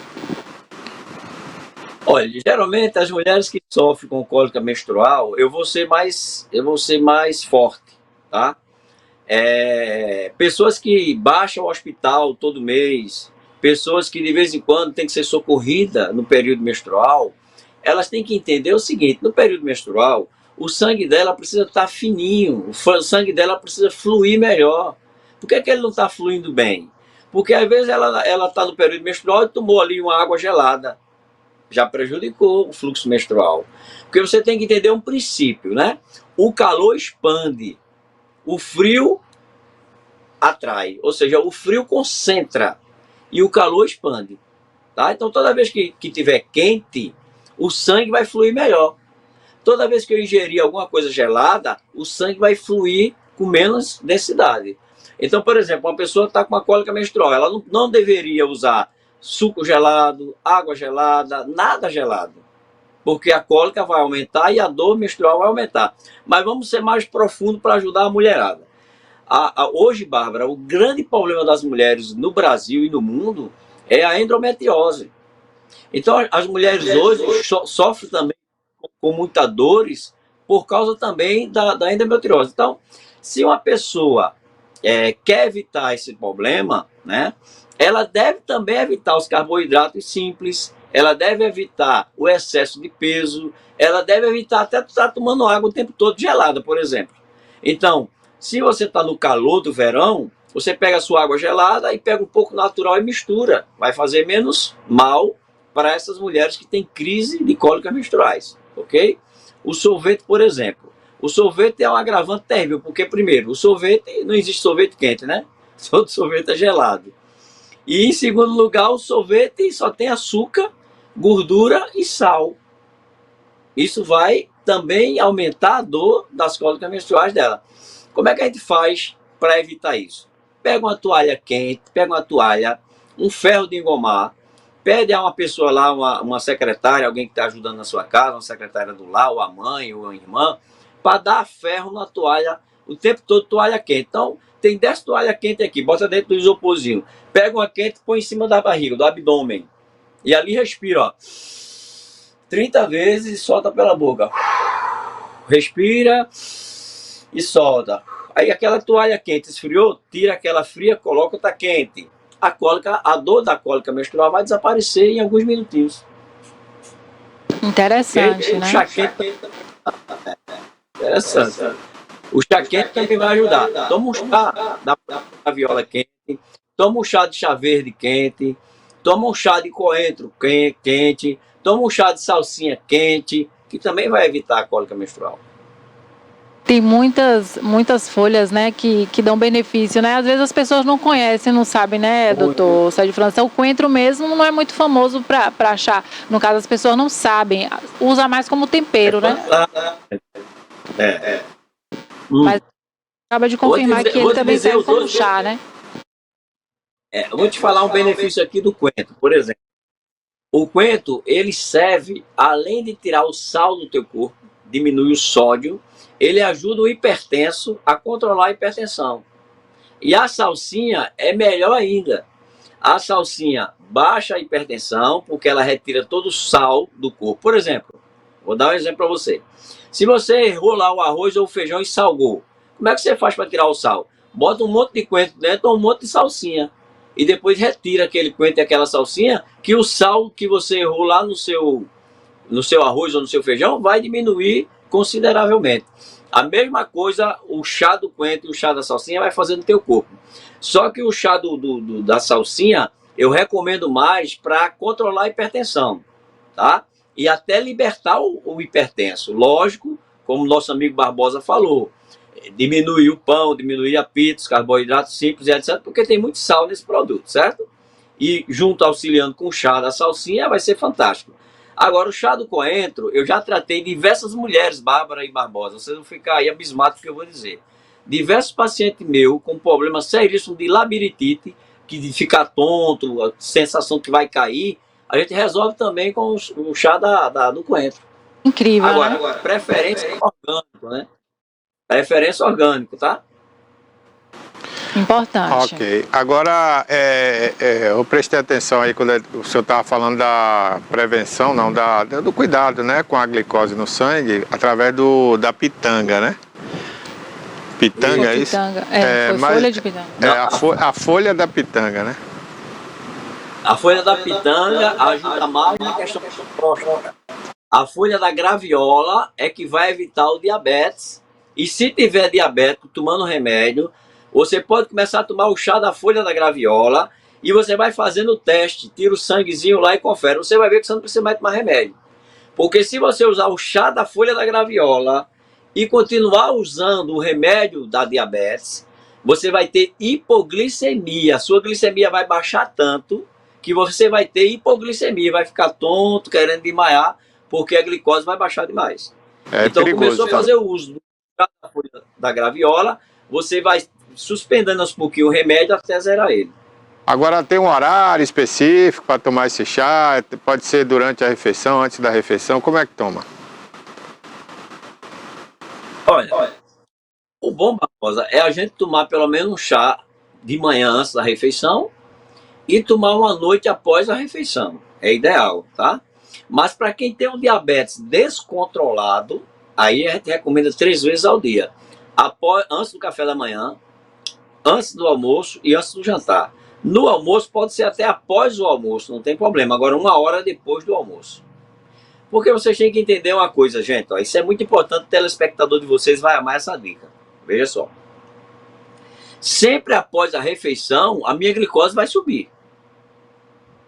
Então, quanto mais natural eu me alimentar, eu me alimentei de feijão, eu me alimentei do inhame, eu me alimentei da batata doce, eu me alimentei do girimum, da abóbora, menos a glicose vai subir. Agora, quem dá um pouquinho de índice glicêmico maior em primeiro lugar, macarrão. Então, tira macarrão do teu almoço. E o arroz, gente, por incrível que pareça, desculpa aí estar desapontando quem gosta muito de arroz, mas o nosso arroz brasileiro, ele também tem um índice glicêmico um pouco alto. Se você comer o arroz japonês, se você comer aqueles arroz de fazer risoto, aí menos ruim. Mas o arroz comum nosso, ele tem um índice glicêmico alto porque ele é polido. Se você comer o arroz integral, 100% integral, é menos ruim. Tá bom? Isso aí. Agora, com relação à folha ainda que você falou, que não é fácil as pessoas acharem folha de graviola, né? Tem região que nem tem graviola, né? Se não achar essa folha verde da graviola, pode ser, se achar também, né? A folha já seca, pode ser, não? Vamos lá, Barbosa. Prefere orgânica, Barbosa, mas deixa ele falar. Eu vou só concluir a história aqui do arroz, porque se eu não der essa dica para vocês, eu vou me sentir mal. Nunca misturar. Hoje eu vou comer arroz, eu não posso comer junto com macarrão, nem junto com batata doce, nem junto com outro carboidrato. No dia que eu quiser comer arroz e feijão, tem que ser só arroz, feijão, salada e muita proteína, tá? A proteína da sua preferência. Porque vem a questão também do tipo sanguíneo. Se for tipo O, pode comer carne vermelha. Se for tipo A, é melhor comer frango. É melhor comer a carne branca. Tá bom? Mas aí vamos responder agora a questão da... Você me perguntou aí sobre a folha. Barbosa, hoje, qualquer loja no Brasil de produtos naturais vai ter a folha da graviola seca, tá? Vai ter a folha da graviola lá seca, sem problema nenhum. Qualquer folha de graviola vai ter esse mesmo princípio ativo. Se for orgânica, lógico, gente, o orgânico sempre é melhor. É lógico que sempre é melhor o orgânico. Então, se eu tiver alguém na minha vizinhança que tenha graviola, ou um amigo meu que tem um sítio, eu vou lá buscar. No dia da poda, gente, é tanta folha de graviola sendo jogada fora, você não faz ideia. Então, as empresas que descobriu isso, o que é que ela faz? Ela compra a preço de banana essas folhas e vende para vocês também baratinho. Você compra lá uma porção com 200 gramas, você vai pagar R$10, você vai tomar chá o mês inteiro por apenas R$10. Não é nem o preço de um refrigerante. É verdade.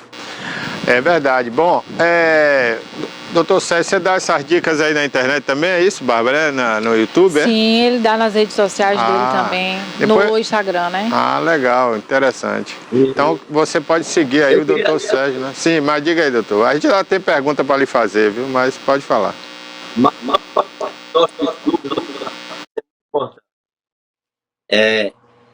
Como é que você vai seguir doutor Sérgio França nas redes sociais? E você vai ter lá diversas dicas de saúde. Tem uma vez por semana que você pode falar comigo no Zap. E eu vou responder, eu tiro um dia da semana só para responder no WhatsApp. Eu tiro um dia da semana só para responder para esses pacientes carentes que têm necessidade, às vezes não tem recurso de vir na clínica, não tem condições financeiras de se tratar com a gente. Então a gente também faz essa parte social. Como é que você vai encontrar o Dr. Sérgio França? Você vai digitar lá, Dr. digita DR, Sérgio Franca, no Instagram. E no YouTube você vai digitar Dr. Sérgio Franca Recife. tá? E você vai encontrar lá mais de 50 entrevistas na TV, mais de 40 testemunhos de pacientes que deixou de ser diabético, deixou de ser hipertenso, dor na coluna e etc. E aí, né? Mas deu para entender. A gente mostrou aí a rede social. Mostra mais aí, Cássio, aí, por favor, o Instagram dele aí. Tem várias dicas aí, né? A gente tá vendo aí. Dá para subir um pouquinho, Cássio? Só tem isso aí. Dá para subir aí. Você trabalha com a íris também, né? Pelo que eu vi ali, né? Barbosa, quando nós fazemos o exame da íris é fantástico porque você pode estar lá nos Estados Unidos, você pode estar no Japão, você pode estar na Coreia, você pode estar no Brasil, em qualquer lugar do mundo. Você entra em contato no nosso WhatsApp, nossa secretária vai falar com você e vai agendar o exame da íris online. Dá para a gente fazer online. Quando o paciente tem condição de vir na clínica, né, que mora aqui mais próximo, então o paciente pode vir presencial. A gente faz o exame computadorizado e o exame dos órgãos computadorizados, tá? Mas baseado no exame da íris, a gente vai descobrir que o seu problema de saúde tem solução. Por quê? A gente vai fazer um mapeamento da tua íris desde o teu nascimento até a idade que você tem hoje. É muito interessante o exame da íris porque até um problema que você ainda teve antes de nascer no ventre de mamãe, tá lá a marca na sua íris. Se você tem um problema na sua infância, tá lá a marca na sua íris. Tem um problema na sua idade adulta, adolescente ou na idade já de idoso, tudo que acontecer na tua vida, desde o ventre de mamãe até 100 anos, vai ficar tudo registrado na tua íris. É muito legal isso. Teve aqui outro dia, né, o profissional aqui da cidade que faz isso também, que é o... Mas realmente teve aqui, é fantástico. Nosso amigo, ele teve aqui, ele lê a íris também, né? Mas ele não falou dessa história, né, pregressa, né? Ele falou apenas da leitura ali atual, né? Que faz aí a leitura da íris.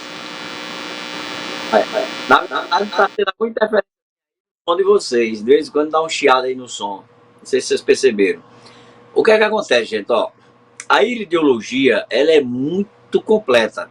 Então tem pessoas que fazem o curso de iridiologia de 6 meses, tem pessoas que fazem de 1 ano, tem pessoas que fazem de 2. Eu e minha esposa, a gente estudou iridiologia durante mais de 5 anos. Então a gente fez assim, uma graduação nessa área. E a gente não usa só o exame da íris comum, né? A gente usa o exame da íris computadorizado, que é muito mais profundo. Então como é que a gente faz isso online, Barbosa?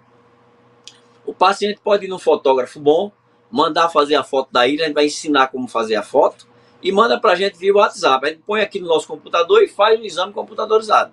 Tá? O presencial, lógico, a gente vai ver 100%. Esse que é feito assim online, a gente vai ver até 99%. Tá? Mas dá para a gente descobrir tudo da saúde do paciente e ajudá-lo a resolver de forma natural. Eu lembrei até o nome dele, é Linaldo Faria, rapaz, me deu um branco aqui. Barbosa. Foi o Linaldo Faria, né, que teve aqui, ele faz esse trabalho. Bom, eu tenho mais uma pergunta para fazer, né, em relação aos remédios, né, naturais, né, aqueles que vêm em cápsula, né, ele tem mais efeito do que o que você pega na folha ali, no pé, ou é o contrário? Como é que funciona? Ou é tudo igual? Barbosa, tudo é muito relativo. Veja bem, o paciente que tem condições financeiras, ele não precisa pegar a folha para fazer o chá, ele pode comprar tudo isso pronto, porque ele tem dinheiro. Agora, qual é a dica de saúde que eu dou para esse paciente? Cuidado para não se entupir de cápsulas, né? Cápsula em gel é um problema também. Nenhum especialista da saúde vai falar isso aqui no ar, porque eles ficam com receio, porque tem um patrocínio lá de uma empresa tal e tal e tal. Eu não tenho patrocínio com ninguém. Então eu posso falar toda a verdade aqui para vocês. Quando você pedir uma cápsula manipulada de folha da graviola, você vai conseguir. Da pitanga você vai conseguir. Ou qualquer outro produto manipulado, como por exemplo, você pode pedir, por exemplo, o Lugol em gotas para você fazer o uso. Você pode pedir aí o magnésio de malato, a vitamina K2 e tantas outras nutrição importantes. Só que você peça, deixe claro com o seu farmacêutico, eu só quero em cápsulas vegetais. Olha a diferença, cápsula em gel vai agredir teu fígado, porque não deixa de ser uma gordura. Agora, as cápsulas vegetais, elas são extraídas da casca do arroz, do brócolis, de algum tipo de alimento natural. Então você vai estar tomando um produto natural encapsulado em outro produto natural. Não vai te fazer mal nenhum. Mas, doutor Sérgio França, a maioria dos médicos só indica a cápsula vegetal para o idoso que tem aí 70 anos, 60 anos, 80 anos, porque a dificuldade do intestino dele. Gente, cápsula vegetal eu dou para um paciente de 20 anos, de 30, 40, 50, 100, de 15. Por quê? Porque não vai fazer agressão nenhuma ao organismo do meu paciente. É verdade. interessante essa dica aí, né? Porque muita gente não sabe, né? Eu, por exemplo, também não uso muito, né? Não sabia. Sabe. Quase ninguém sabe. Como eu trabalho livre, eu não sou ninguém, eu posso falar o que eu quiser. Para esclarecer, né? Tá certo. Doutor Sérgio França, agora queda de cabelo, esse método do senhor natural, tem alguma dica que o senhor dá para as mulheres e homens também que tem muita queda de cabelo, né? Já está ficando até calvo com as entradas? Queda de cabelo, gente, está muito associado ao estresse do dia a dia. Então, se você é aquela pessoa que só quer ganhar dinheiro, só pensa em riqueza e trabalha, não tem doutor do mundo que vai acabar com a tua queda de cabelo. É impossível. Se você é uma pessoa muito estressada com o marido, muito estressada com a esposa, muito estressada com os filhos, muito estressada no dia a dia, tua queda de cabelo, a gente melhora, mas 100% não vai conseguir. Agora, se você aprender a respirar, pega um copo com água, ó. Toda vez que você estiver estressada, nervosa, irritada, pega um copo com água, bem generoso, 200, 300 ml, bebe devagarzinho, de gole em gole, e depois você põe a mão aqui no abdômen e respira, ó, profundamente, puxando pelo nariz e soltando pela boca, durante 30 vezes. Teu estresse vai cair 90% na hora. Então você vai evitar de responder um palavrão para alguém, de ofender alguém, de machucar, de magoar alguém, com um método simples: água e respiração, de graça. Teu cabelo já vai agradecer. Porque enquanto menos estresse, enquanto menos nervosismo, irritação, enquanto menos ganância por dinheiro, menos teu cabelo vai cair. Então, outra coisa importantíssima. Pode falar. Mas pode perguntar, vamos lá. Não, já que falou em cabelo aí, né? Eu vejo na internet aí o pessoal ensinando aí, por exemplo, quem tem o cabelo grisalho, né? O cabelo branco e quer deixar o cabelo preto, eu vi ontem até na internet, cravo com... A coloração do cabelo. Aí diz que o cabelo volta a ficar preto, né? Não é meu caso, eu não estou interessado mais no cabelo preto, mas isso funciona mesmo? Isso funciona mesmo? Olha, Barbosa, tudo que vem da natureza não tem contraindicação, não tem efeitos colaterais, não tem reação adversa. Vai trazer algum benefício sim, tá bom? O que a gente tem que evitar são os remédios industrializados. Aqueles remédios que tem lá uma bula do tamanho de um jornal, que só em você ver a bula você fica com medo de usar. Então o que é que você tem que evitar, meu querido? Evita tudo que é industrializado e procura tudo que é natural. Agora, paciente homem, doutor, eu estou ficando careca, o que é que eu faço? Usa óleo de coco. Agora, tem dois tipos de óleo de coco, Barbosa. Tem o óleo de coco com sabor, com cheiro de coco, e tem o óleo de coco sem cheiro de coco. Por que tem dois tipos? Porque é importante. O óleo de coco com cheiro, eu uso como protetor solar. Eu vou para a praia, eu não uso protetor solar. Eu passo óleo de coco na minha pele, no meu rosto. Agora mesmo eu estou com óleo de coco aqui na pele, tá? E no cabelo também.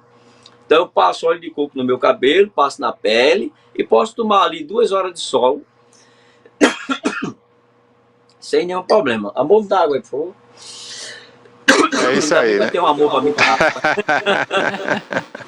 Agora, o que Barbosa comentou, viu, doutor Sérgio, do cabelo, da coloração, eu já ouvi dizer que casca de cebola, a pessoa faz o chá, quem quiser clarear o cabelo, fica amarelado, né? Fica amarelo? Sim. E tem a camomila também clareia. É verdade, doutor? Ajuda. Agora veja, se uma pessoa tiver um cabelo muito preto, achar que vai clarear com camomila e com cebola. Eu sinto muito, mas vai levar anos para dar uma pequena melhora aí de talvez 2, 3%. Então a mulher que quer ter o cabelinho dela mais claro, mais lourinho, vai ter que ir na farmácia comprar Ou no salão, né? É verdade. Tá certo. Tem mais alguma pergunta, Bárbara, aí? Se o senhor tiver alguma dica que a gente não comentou, que você queria falar para as pessoas, pode deixar aí nesse espaço. Pronto, vamos lá. Me diga quanto tempo eu tenho, por favor. Quanto tempo eu tenho ainda? Tem uns 5 minutos ainda aí. 5 minutos, dá muita coisa. Vamos lá. Deixa eu ver aqui que era. Pronto. Bom, gente, vamos lá. Ó. Hoje as pessoas estão sofrendo muito com a questão, Barbosa e Bárbara, da varizes. Varizes hoje é assim, um dos problemas mais graves do nosso país. Por quê? É hereditária também e é causada também por excesso de peso que as pessoas pegam, excesso de escada que tem que subir diariamente. Às vezes a mulher está grávida, mas mora num terceiro andar, tem que subir escada todo dia. E tudo isso agrava as varizes. Como é que a gente faz para ajudar essas pessoas a melhorar esses problemas de varizes?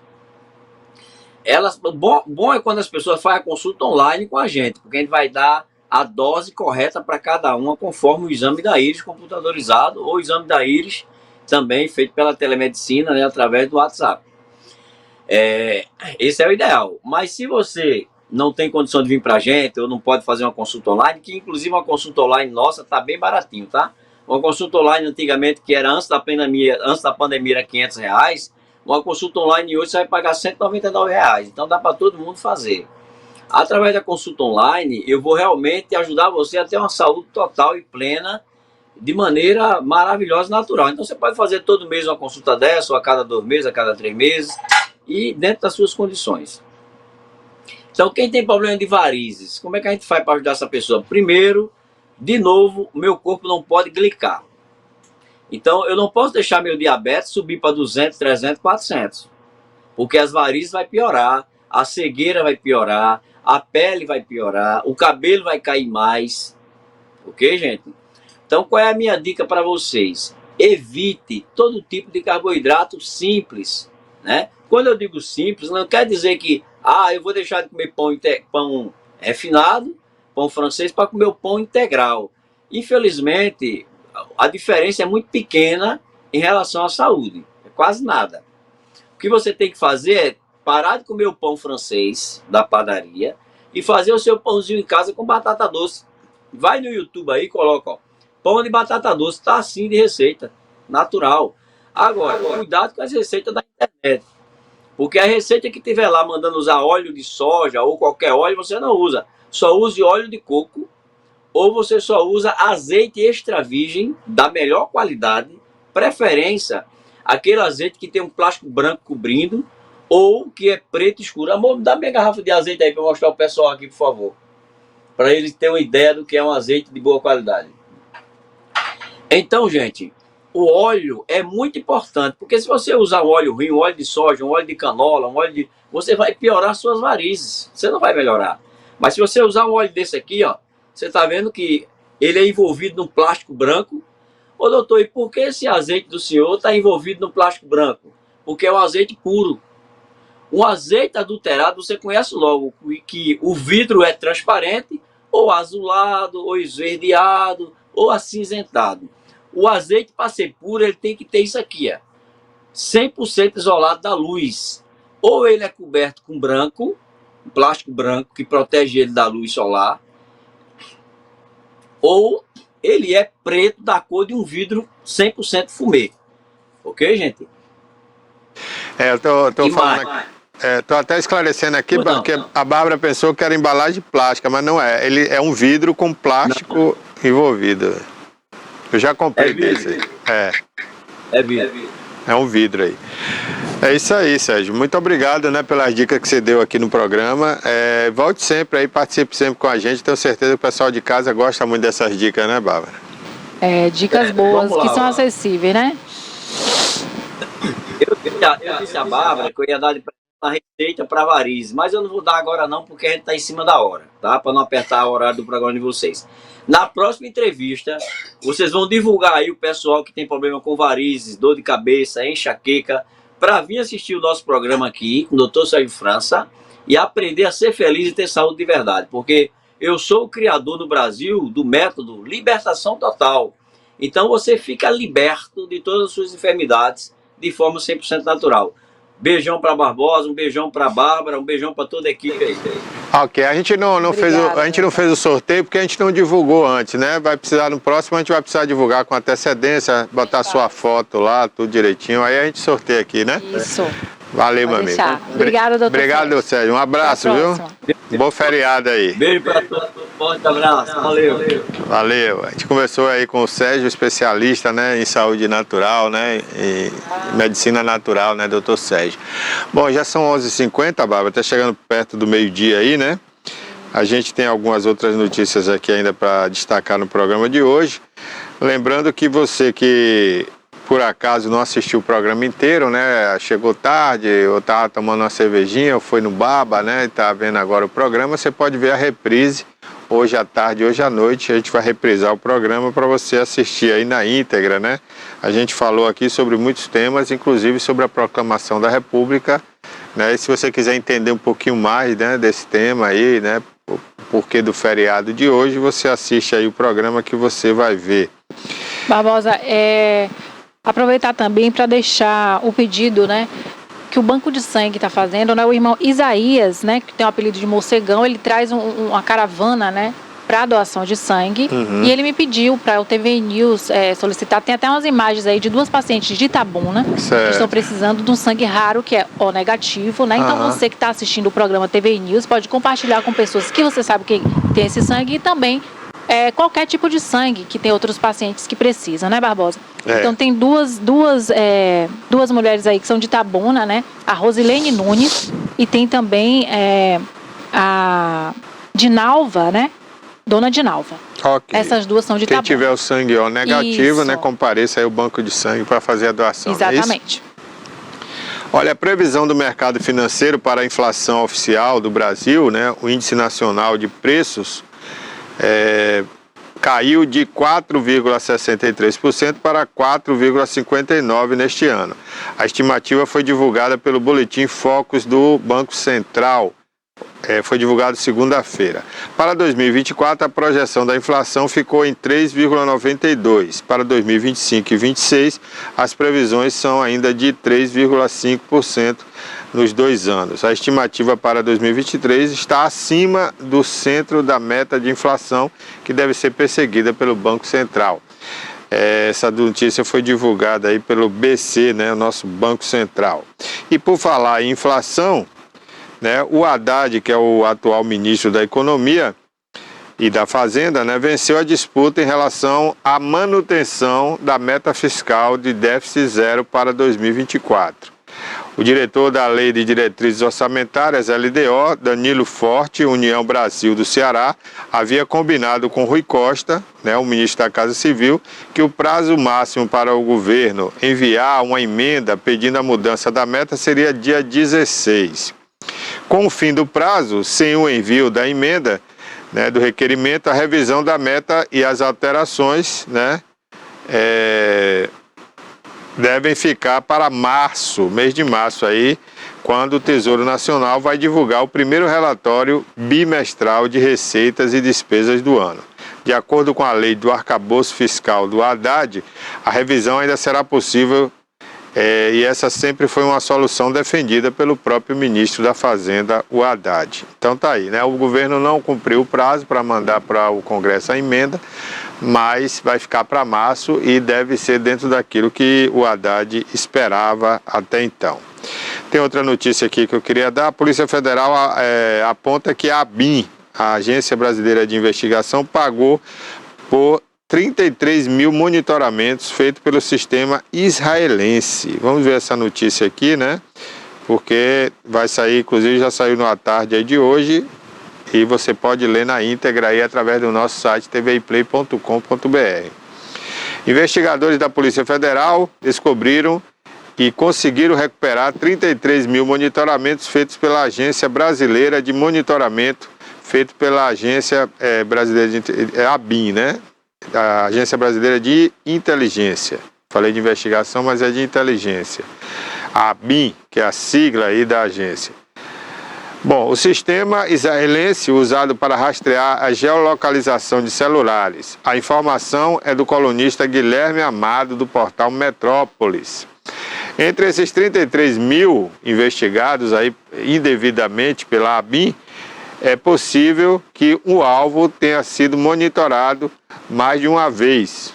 O número dos monitorados, né, no entanto, vai de encontro aos dados de 1,8 mil monitorados. No caso, já estamos falando aí de 33 mil.